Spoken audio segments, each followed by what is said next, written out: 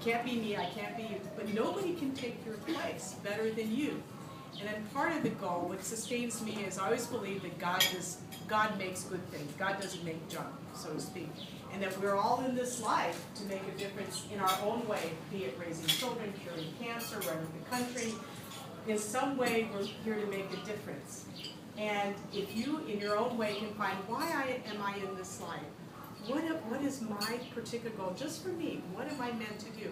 And how do you know that? You know it when whatever you're doing, you feel the most alive. You know, be it speaking, writing, taking care of people, whatever you're doing, creating, that you are your most alive. Perhaps that is what you're meant to do.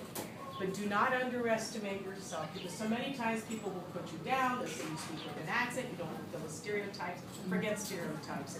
I don't believe in stereotypes. You know, you focus on what makes you significant, because you all stand out in your own way. It makes you all so very special. I've met very many powerful, famous people in my lifetime. And what distinguishes you from them is they have more cameras on them, okay?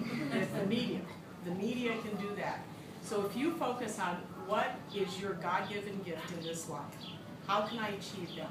And focus on getting your, improving yourself in terms of your health and your spirituality, but also connecting with other people and reaching out and having advocates. I mean, your organization is so important because this is your support group.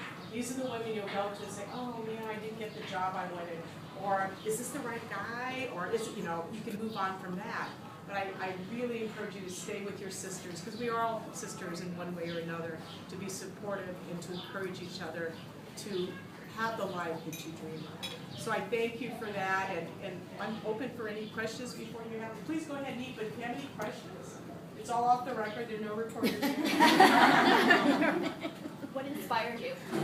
You know, the mantra that I grew up was a mantra that my mom and dad said, you're never good enough. Okay?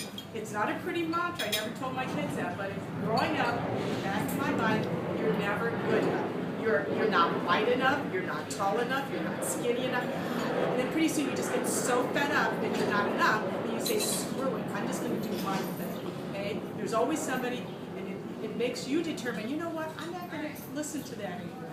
Because they're always going to tell me, I don't care. You're going to focus on what's important to you.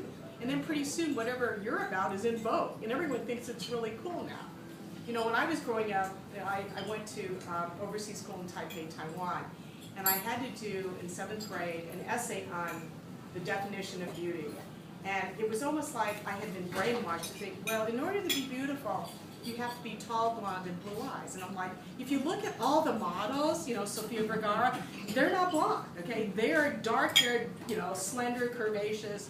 They're not Kate Moss. I mean, and beauty is also within. Some of the most beautiful women I know aren't cover girls. They're just the beautiful inside. And people, men, whoever you seek, in your life, will see that beauty because you're beautiful inside. I have friends who are celebrities and they have makeup crew do their hair.